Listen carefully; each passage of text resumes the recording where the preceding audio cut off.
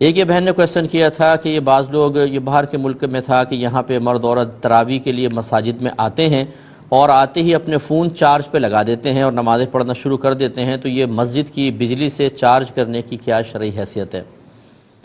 دیکھیں، دو چیزیں ہوتی ہیں، ایک تو یہ کہ وہاں کا عرف ہی یہ ہے کہ چارجنگ کی اجازت ہوتی ہے، دیگر چیزوں کی جو مطلب جیسے پانی آپ استعمال کر رہے ہیں، بعض مساجد کے اندر باقاعدہ واٹر کولر لگے ہوتے ہیں، باہر کے لوگ بھی بھر کے لے جا رہے ہوتے ہیں اور کوئی منع نہیں کرتا، مسجد کی انتظامیہ اور جو نمازی حضرات ہیں ان کو بھی پتہ ہوتا ہے کہ بھئی یہ پانی لے جائیں گے، اس کے باوجود وہ چندہ دیتے ہیں۔ تو جہاں اس طرح کا عرف رائج ہو جائے وہاں تو شرعاً کوئی حرج نہیں، کیونکہ اس وقت چندہ دینے والوں کے ذہن میں ہوتا ہے کہ بھئی کبھی ہم بھی اس سے چارج کریں گے، دوسرے بھی چارج کرتے ہیں، تو اس میں کوئی مسئلہ نہیں ہے۔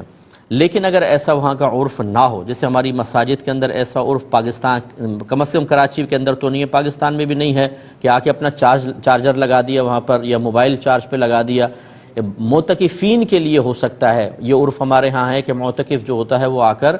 لگاتا ہے چارج پر اور سب لوگوں کا ذہن بنا ہوتا ہے، تو وہ کوئی مسئلہ نہیں ہوتا۔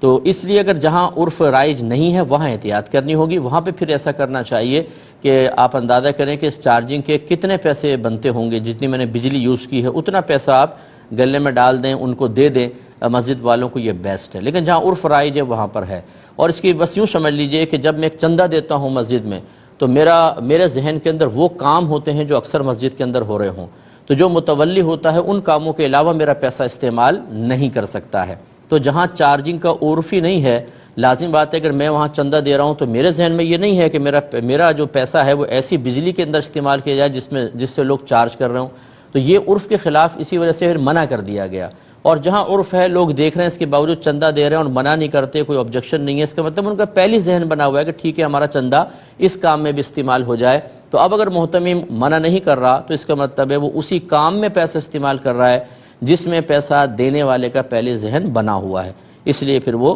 جائز ہوتا ہے۔